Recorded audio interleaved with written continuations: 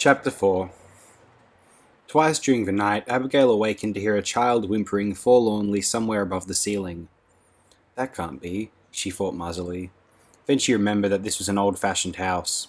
There might be attics. Dovey had left the lamp turned low.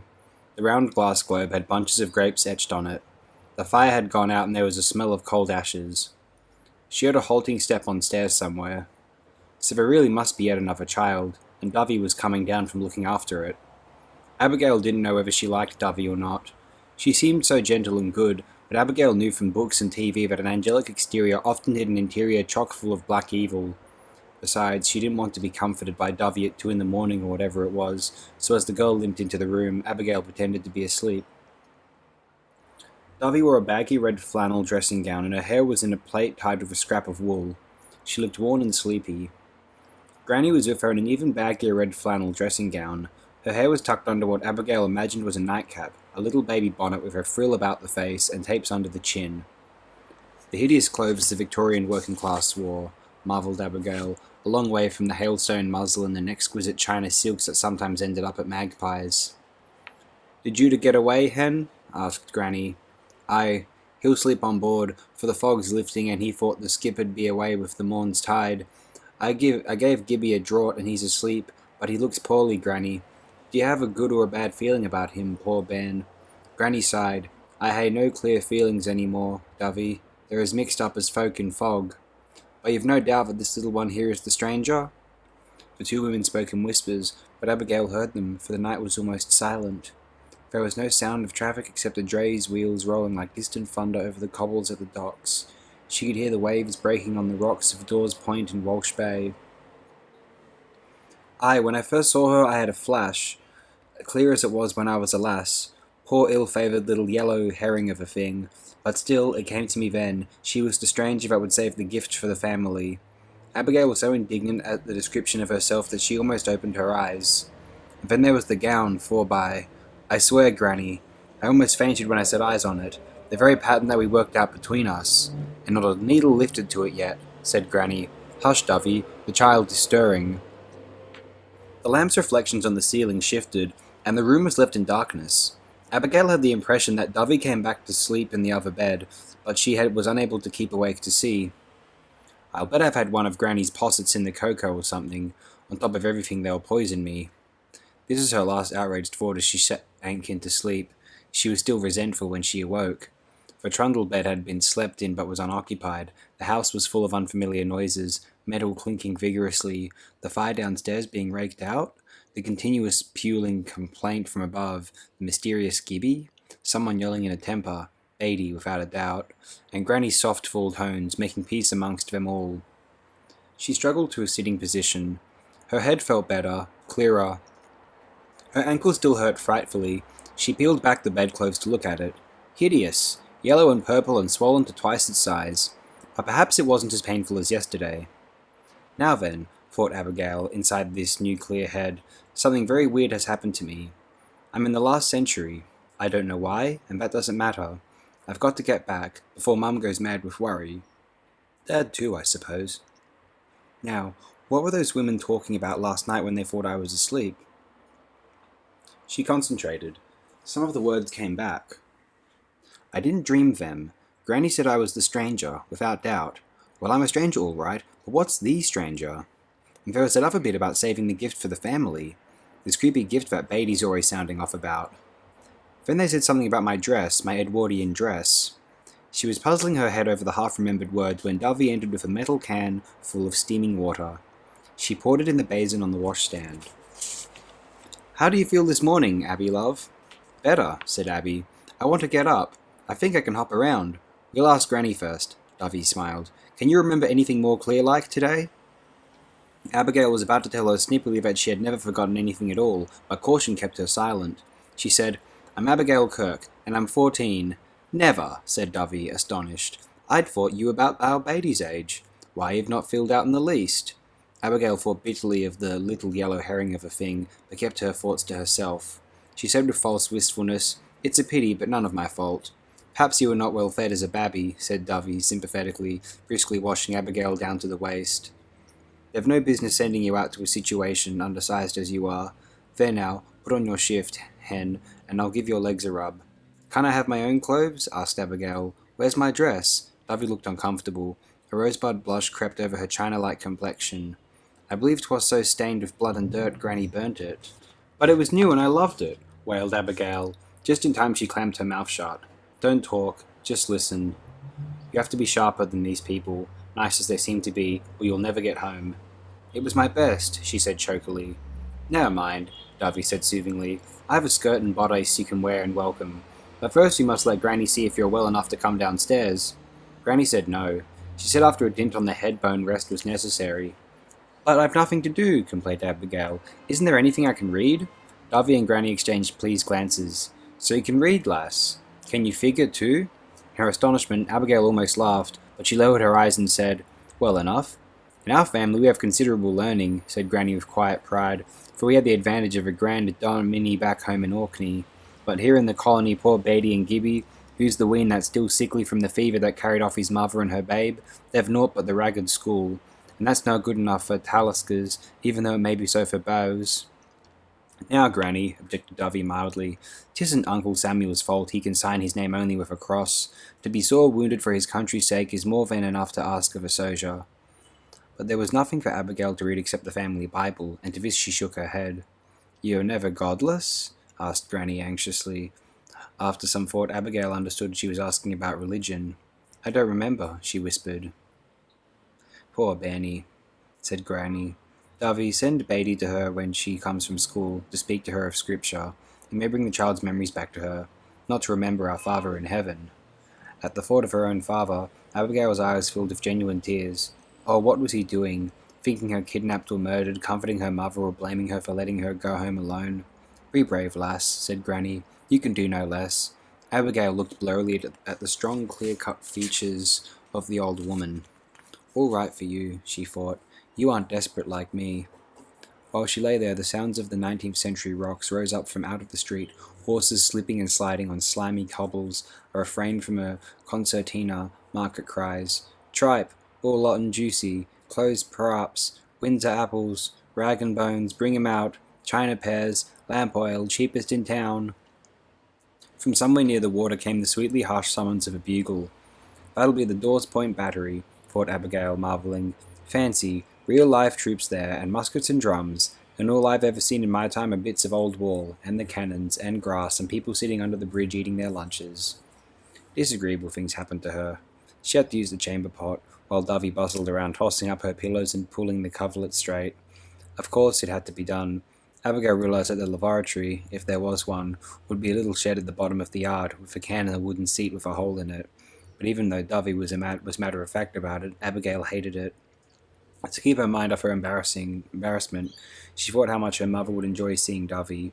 She was so like one of the Victorian china dolls that sold for huge prices at Magpie's that Abigail wondered if the dolls' faces hadn't been modelled on those of real girls. She had a tiny chin with a dent in it, blue eyes that Abigail thought bulgy, and a little soft neck with circular wrinkles running around it. Her real name was Dorcas Talisker, and she limped because when they were young, Judah had run over the cliff with her in a trundle cart and her thigh bone had been broken.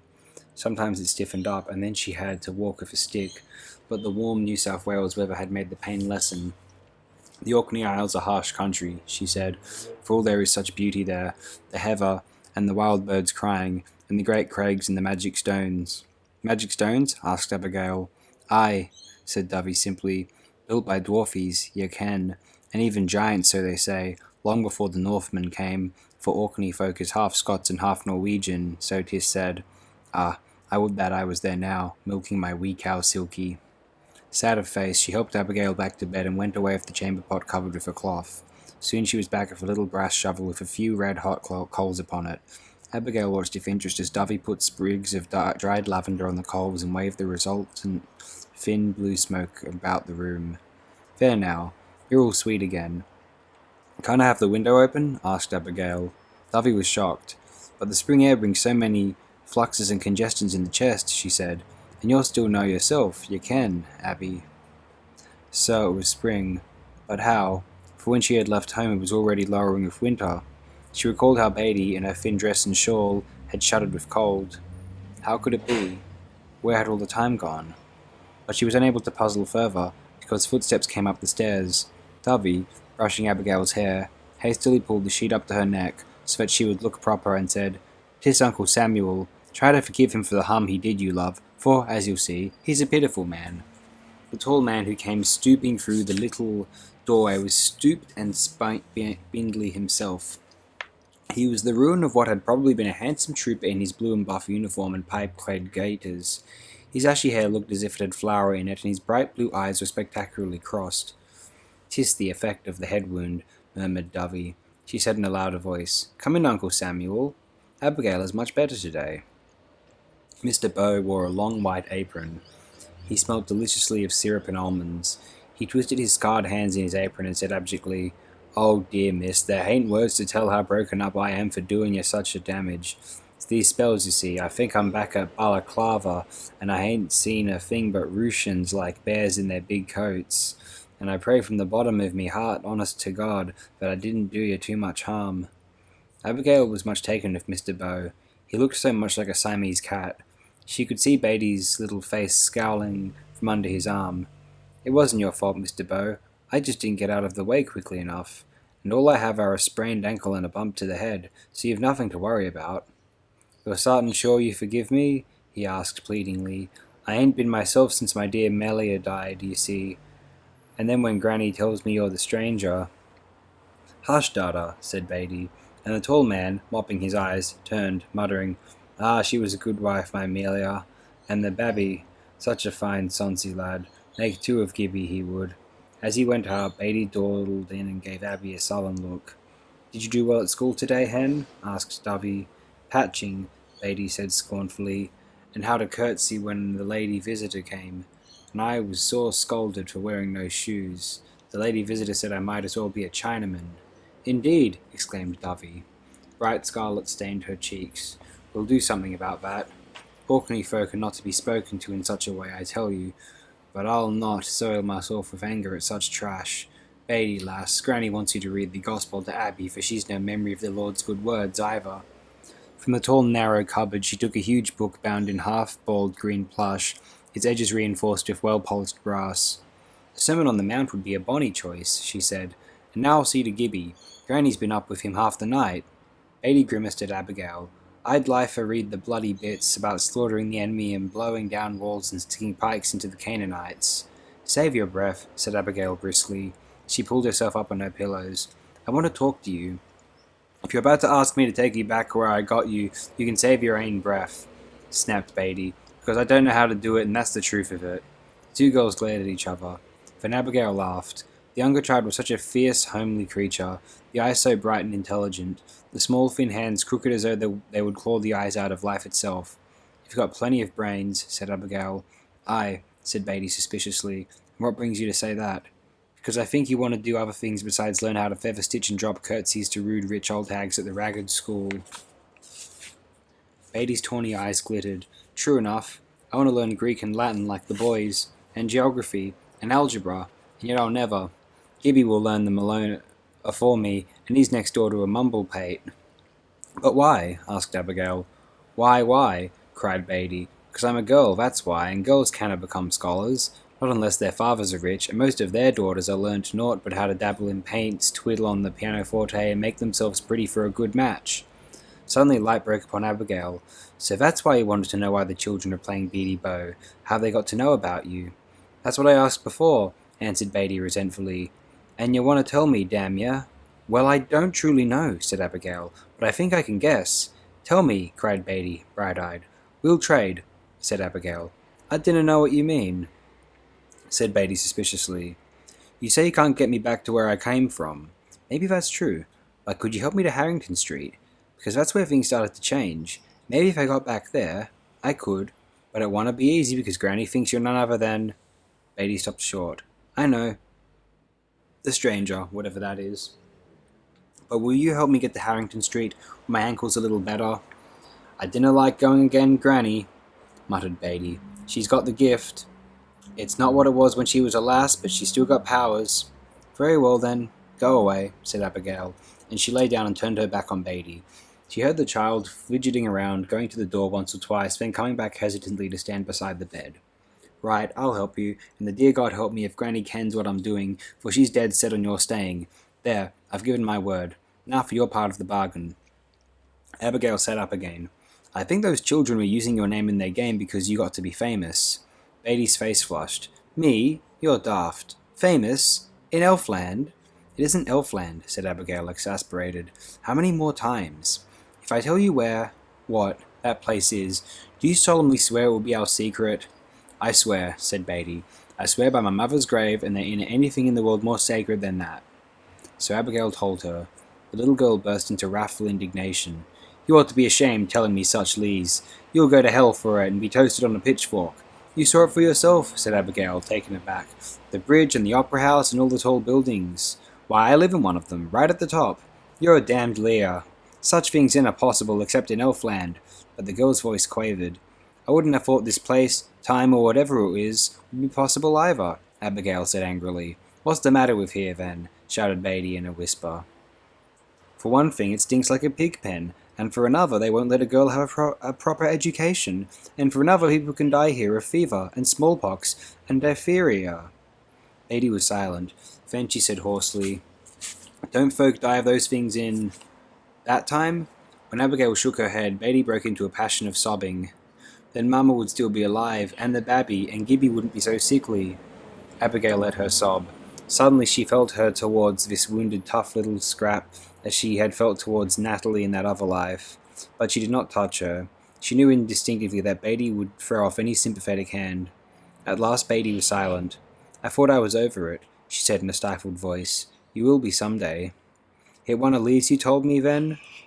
"No," said Abigail, "but I want to get back as soon as I can walk properly because my mother and father will be anxious to death about me." Beatty nodded. "I know how you feel about your mother.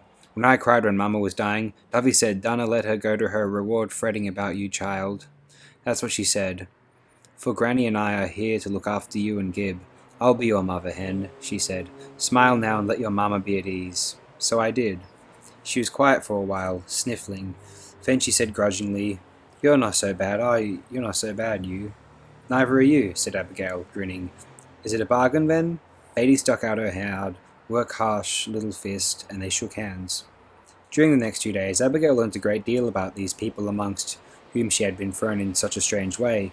She learned that the Orkneys were a hard and ancient group of islands set amongst dangerous seas north of Scotland. All of the family had been born there except Mr. Bow the Englishman, Gibby, and the baby boy who had died of his mother. Dorcas Talisker was the cousin of the Bows. Her mother had died when she was born, and she was reared by her fisherman father Robert Talisker and his mother, Granny.